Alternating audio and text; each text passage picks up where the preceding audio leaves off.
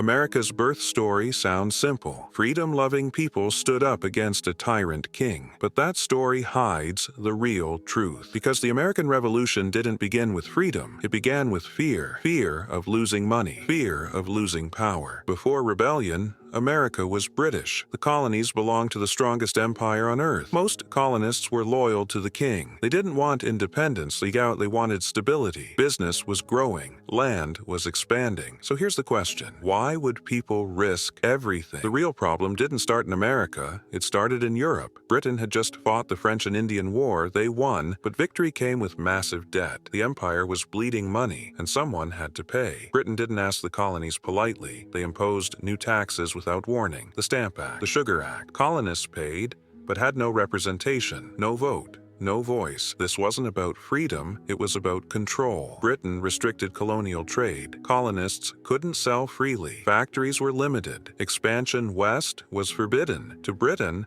the colonies weren't partners, they were assets. And assets don't get rights, they get rules. Anger spread through the streets. Protests began. Merchants boycotted British goods. Economic war had begun. Then came Boston. Everything changed. British soldiers faced angry civilians. Shots were fired. 5 colonists died. Trust died with them. From that moment on, fear replaced loyalty, and fear leads to rebellion. One night sealed America's fate. Men disguised as Native Americans gathered silently. They dumped British tea into the harbor. This wasn't about tea, it was a message, and Britain understood it perfectly.